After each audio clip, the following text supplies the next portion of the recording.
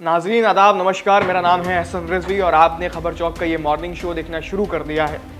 दिल्ली में हुए 10/11 की घटना ने पूरे देश को झकझोर कर रख दिया है। पूरा देश आज शोकाकुल है। आज की इस खबर में आपको एक सिलसिलेवार तरीके से बताने की कोशिश करेंगे कि अब तक मुख्यतः कितने प्रमुख बॉम्ब ब्लास्ट या आतंकी हमले हैं जो भारत में पेश आए। शुरुआत करते हैं 1993 की मुंबई बॉम्ब ब्लास्ट से। 12 मार्च 1993 का वो दिन था। 12 कोऑर्डिनेटेड विस्फोट हुए थे। कार और स्कूटर में बम लगाए गए थे। शहर में व्यापारिक और जन संकुल इलाकों को निशाना बनाया गया था। इसमें तकरीबन 257 लोग मारे गए और 1400 से भी ज़्यादा लोग घायल थे। इस मामले का जिम्मेदार डी कंपनी यानी दाऊद इब्राहिम और स्थानीय बदमाशों को ठहराया गया। उस वक्त तत्कालीन सरकार थी इंडियन नेशनल कांग्रेस की और प्रधानमंत्री थे पीवी नरसिम्हा राव। इसके बाद दूसरा बड़ा भारत का हमला भारत की संसद पर हुआ था। साल था 2001, तारीख थी 13 दिसंबर।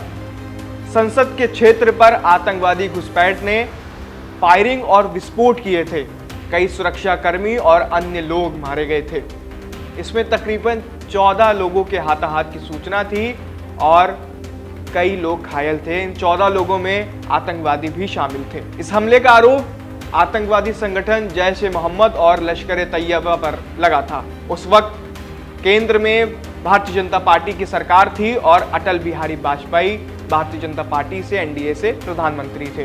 दरअसल केंद्र सरकार का जिक्र इसलिए कर रहे हैं क्योंकि जब भी कोई आतंकी हमला होता है तो राज्य सरकार नहीं बल्कि केंद्र सरकार इसमें हस्तक्षेप करती है, और क्योंकि ये इंटरनल सिक्योरिटी और डिफेंस का मामला है इसलिए केंद्र सरकार का जिक्र करना जरूरी है। इसके बाद आता है साल 2005 जब दिल्ली में सीरियल बॉम्ब ब्लास्ट हुए थे। दिवाली की जश्न में डूबा दिल्ली थोड़ी देर में तबाही का शिकार होने वाला था। ये दिल्ली को नहीं पता था।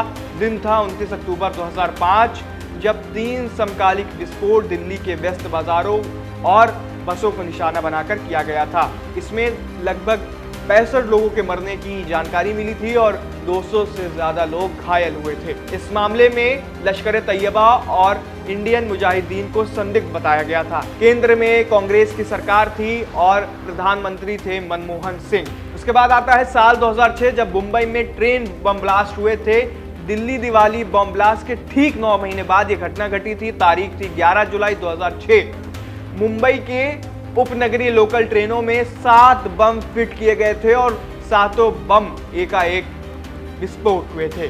इसमें लगभग 200 से ज्यादा लोगों की मरने की खबर थी और 700 से ज्यादा लोग घायल हुए थे। इसका भी आरोपी लश्कर-ए-तैयबा और इंडियन मुजाहिदीन को बताया गया था। इस वक्त भी केंद्र में यूपीए की यानी कांग्रेस की सरकार थी और प्रधानमंत्री थे मनमोहन सिंह। इसके बाद भारत ने साल 2008 के दर्दनाक मंजर को देखा जब जयपुर में बॉम्ब ब्लास्ट हुए थे। तारीख थी 13 मई 2008। जयपुर शहर के कई पर्यटन स्थलों पर बाजारों में समन्वित बॉम्ब ब्लास्ट हुए थे। एक के बाद एक ये बॉम्ब ब्लास्ट हुए थे जिसमें 70 से 80 लोगों के मारे जाने की खबर थी और 200 से ज्यादा लोग घायल थे। इस हमले की जिम्मेदारी भी कथित रूप से इंडियन मुजाहिदीन ने ली थी। इस वक्त भी केंद्र में यूपीए की सरकार थी और मनमोहन सिंह प्रधानमंत्री हुआ करते थे।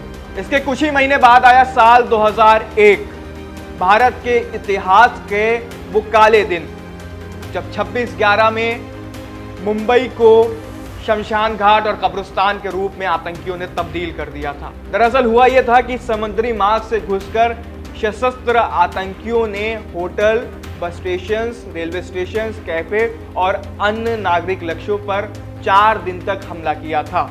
यही वो वक्त है जब देश के प्रसिद्ध ताज होटल को आतंकवादियों ने निशाना बनाया था। इस हमले में लगभग 200 से करीब लोगों की जान गई थी और सैकड़ों लोग घायल हुए थे। इस हमले में पाकिस्तान आधारित लश्कर-ए-तैयबा ग्रुप को जिम्मेदार माना गया था और इससे संबंधित आतंकवादियों को भी धर दबोचा गया था।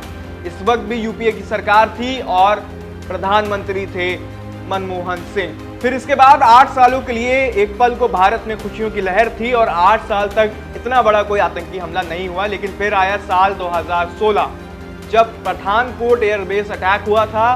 तारीख थी 2 जनवरी 2016। पठानकोट आईएएफ स्टेशन पर 4 आतंकवादी हमले हुए जिसमें लंबी मुठभेड़ भी हुई। इस हमले में कई सुरक्षा बल और हमलावर मारे गए थे और कुछ जख्मी भी हुए थे।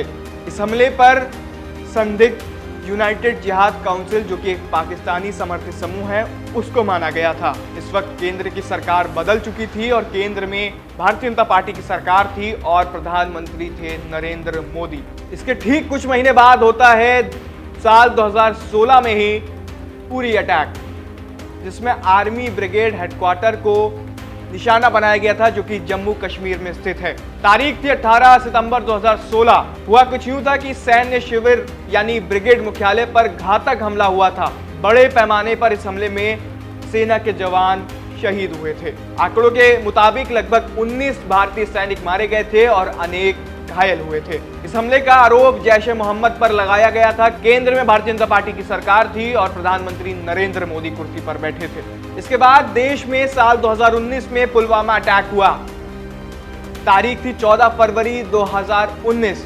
दरअसल हुआ यूं था कि सीआरपीएफ का कॉन्वॉय जा रहा था और काफिले पर आत्मघाती हमला हुआ था। जम्मू श्रीनगर हाईवे पर यह हमला हुआ था, जिसको लतपुरा पुलवामा बताया जाता है। और ये अटैक भी पुलवामा के नाम से देश भर में चर्चा में रहा था और इसमें तकरीबन 40 से ज्यादा सीआरपीएफ के जवान मारे गए थे और दर्जनों घायल भी हुए थे।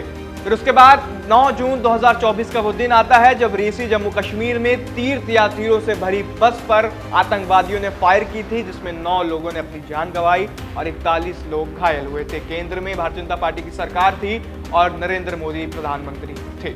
इसके बाद 29 अक्टूबर 2023 जब कलमासरी केरला में जेमुनी के कार्यक्रम के दौरान आईडी यानी इम्प्रोवाइज्ड एक्सप्लोसिव डिवाइस का विस्फोट हुआ था, जिसमें 8 लोग मारे गए थे और 50 से ज्यादा लोग घायल हुए थे।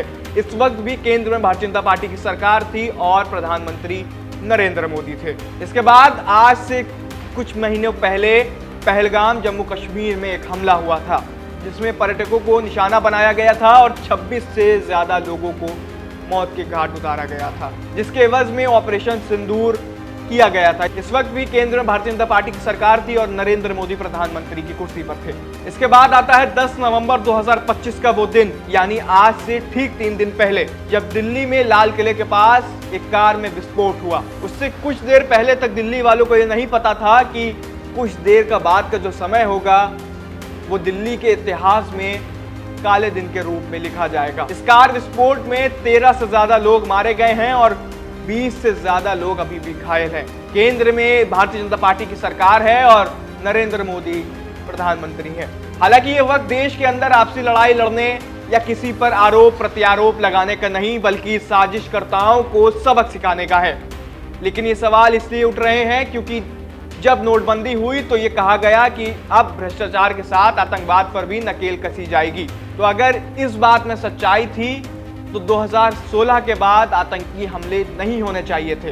ये जो फेहरिस्त हमने आपके सामने रखी है, इस फेहरिस्त में भारत में हुए प्रमुख हमलों का जिक्र है और उन हमलों के दौरान किसकी केंद्र में सरकार थी उसका भी जिक्र है।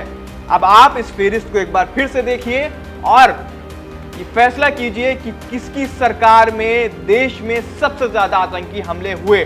फिलहाल आपसे अलविदा लूंगा, कल एक बार फिर एक नई वीडियो के साथ आपके सामने हाजिर होऊंगा। तब तक के लिए देखते रहिए खबर चौक। बंदे को एहसन रिजवी कहते हैं। नमस्कार। This video is sponsored by Ram Ram group of companies, co sponsored by nature house and Bhaiya ji silver coated इलायची।